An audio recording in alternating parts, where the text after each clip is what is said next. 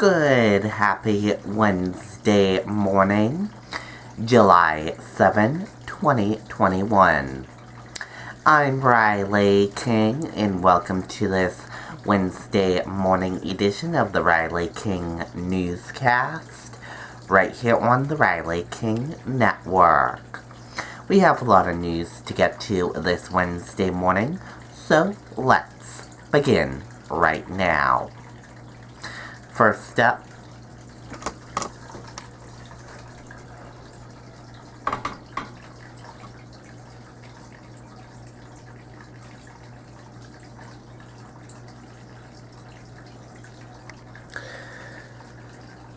"27-year-old from New Jersey killed in crash on I-95 in Seabrook area." Let's take a listen to that video from WMUR News 9.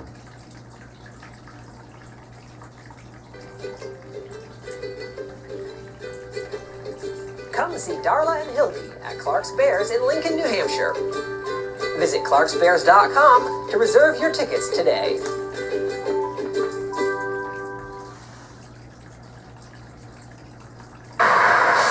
Traffic on 95 South slowing to a crawl for miles this afternoon. State police say just after 12 noon they received a call for a motor vehicle collision involving 3 cars. They say 66-year-old Sue Sargent of Elliott, Maine was driving a Subaru Outback and drifted into another lane on the northbound side of 95. The Subaru then crossed the median and hit a red Jeep on the southbound side near exit 1 in Seabrook. That vehicle ended up rolling over off to the right side of the roadway and came to a final rest in the Woodline area. State police say the Jeep was carrying 4 men in their 20s. One of them, 27-year-old Michael Hoffman of New Jersey, was ejected from the Jeep and died from his injuries. Everyone else involved in the crash sustained non-life-threatening injuries.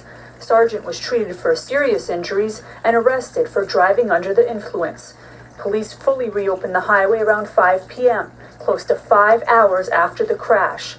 State police say deadly incidents like this never get easier for them to see. Our thoughts and prayers obviously go out to the family members involved, and hopefully they can move forward. And they're reminding everyone of the dangers on the roads this time of year. As the summer season is in full swing now, it's clearly important to keep your speeds down. Make sure you have enough distance between your vehicle and the vehicle in front of you, and just be aware of everybody around you. Seatbelts are a huge factor. They can obviously help you significantly by reducing injuries and fatalities out on all the roadways throughout the state. State police say Sargent was arrested and then released on personal reconnaissance bail and then left in the care of the hospital for medical treatment. In Hampton, Jessica Moran, WMUR News. Okay, and there you go on that video and that report.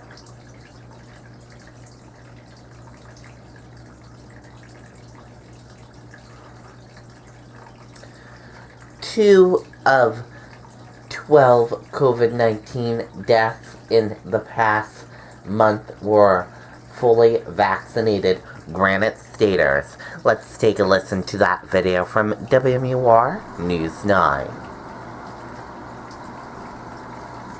At Beltate's, customers will find everything they need for a building project. The brand names you trust to perform. And with a fleet of over 50 delivery vehicles, we deliver when and where our customers need them. Beltate's Building Products. 9 locations throughout New Hampshire and Massachusetts. Of the 12 people who died last month from COVID-19 in New Hampshire, state health officials say 2 were considered fully vaccinated. But they say that shouldn't deter you from getting the vaccine. This vaccine is highly effective at preventing COVID-19. It is not perfect, and no vaccine is. But if you look at all the cases that have occurred since the vaccine has been introduced, 99% of them have occurred in unvaccinated people. Dr. Beth Daly, chief of the Bureau of Infectious Disease Control, says even though transmission in our state is low, COVID-19 is in our communities and precautions are still recommended. COVID-19 is still here. These low levels of transmission doesn't mean it's not a risk. So it doesn't really change our messaging that people should be aware of COVID-19 could be in our communities, that you should continue to take precautions that you normally would about preventing illness, like washing your hands. The 7-day rolling average of new COVID-19 cases is now less than 25 a day, but the state is keeping a close eye on the numbers and the variants. At this point, DHHS says 15 Granite Staters have tested positive for the Delta variant, but that number could rise. We do know that it has been increasing in incidence across the country and even globally, and so we might expect to see more cases in the future, and we should continue to monitor it. And because COVID-19 transmission is low in our state right now, state health officials say that even those who are not vaccinated do not have to wear masks unless they choose to. Okay, and there you go on that video and that report.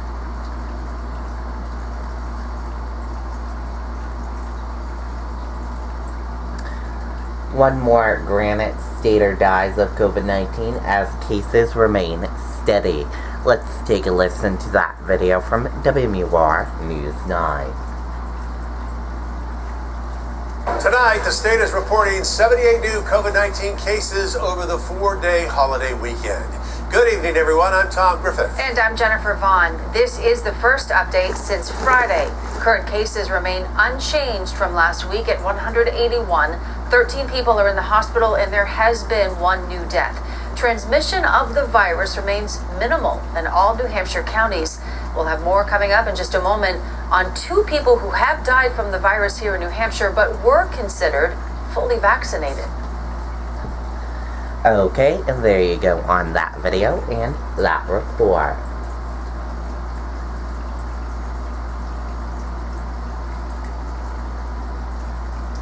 Prosecutors won't offer plea bargain if man charged in Laconia killing claims insists to tea. Let's take a listen to that video from WMUR News 9. I think what sets us apart is the fact that our technicians live and breathe only chimneys. It's not a part of our company, it is our company. We do everything from sweeping the chimney, maintaining the chimney, repairing the chimney. Awaiting the start of his hearing, accused murderer Hassan Sabri discussed Patriots quarterback Cam Newton's career with a corrections officer. You know, when Cam took over the Patriots, he had destroyed so many bodies. Sabri is accused of killing 57-year-old Wilfred Guzman at Guzman's townhouse back in April of 2019. The defense has said that Sabri intends to file an insanity plea. In light of that, the Attorney General's office now say it will not be offering a plea bargain. It has also informed defense that if that posture should change regarding the insanity issue, the state is happy to make a plea offer. As of now, a trial date has not been set.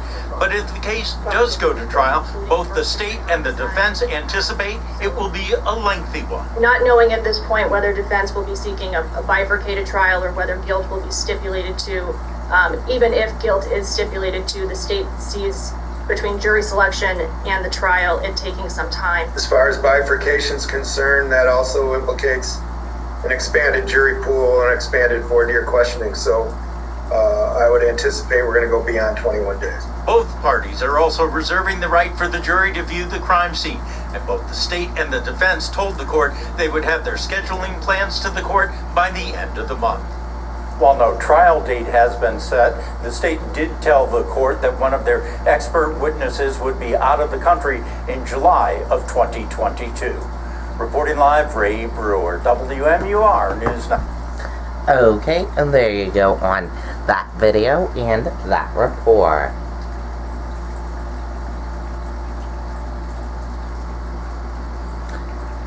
Family Planning Organization braced for defunding fight. Let's take a listen to that video from WMUR News 9. Lost River Gorge in Boulder Caves is one of New Hampshire's greatest natural wonders, and it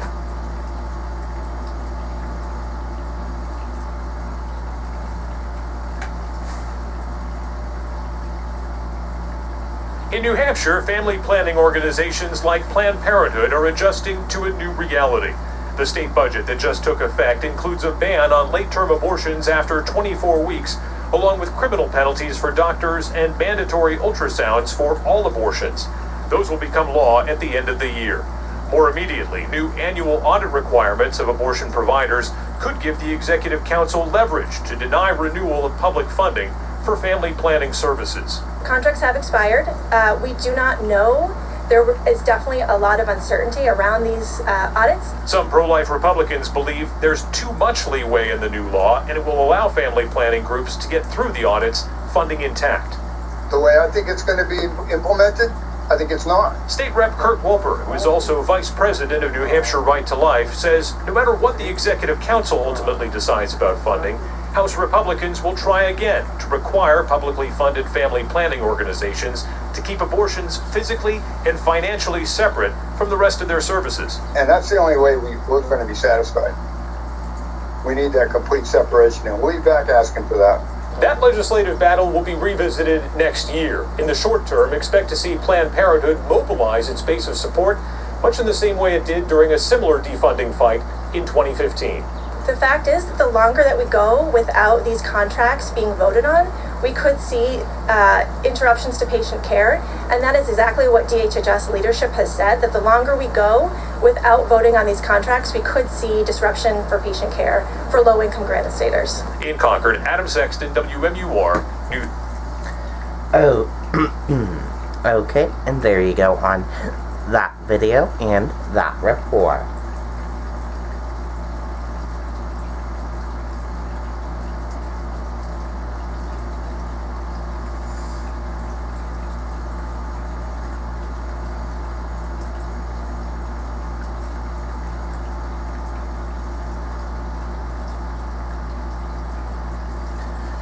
Urgent search for gunman suspect after golf pro found dead.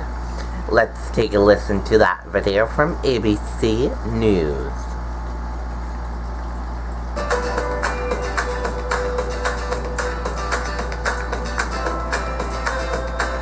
A search for a gunman who shot a golf pro and two others at a Georgia country club on Saturday. Will Reeve is in Cobb County, Georgia with the story. Good morning, Will.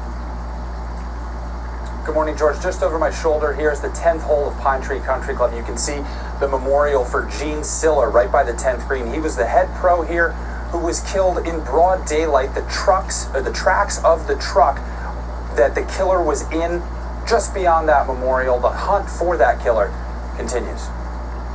This morning, an urgent manhunt for a suspect believed to have murdered 3 people, including killing a golf pro at this country club outside Atlanta Saturday. Police say they were dispatched to the Pine Tree Country Club just before 2:30 p.m. following reports of a shooting. A white pickup truck drove onto the putting green, shots were fired, and now there's a man laying on the ground. Investigators finding that truck trapped on the green of the 10th hole, and golf pro Eugene Siller dead from an apparent gunshot wound to the head. The suspect fled the scene and remains at large. He believes that the shooter had a white shirt on, possibly a dark-skinned Hispanic male.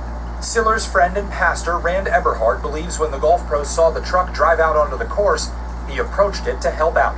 He didn't go up there demanding justice with intensity. We all knew and were confident that he was offering a hand. Police also discovering 2 other victims in the bed of the pickup truck.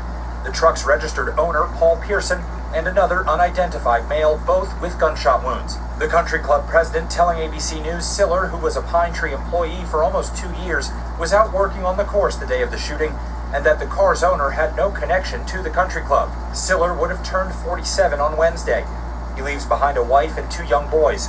Friends and family gathering to lay flowers on the green Monday in his honor. This is a heavily populated area. Kennesaw State University is just through the woods here, and there are plenty of houses around on the golf course. Authorities are asking residents here to check their doorbell cameras for any sign of that suspect, who does remain at large. George. Okay, well, thanks very much. Hi, everyone. George Stephanopoulos here. Thanks for checking out the ABC News.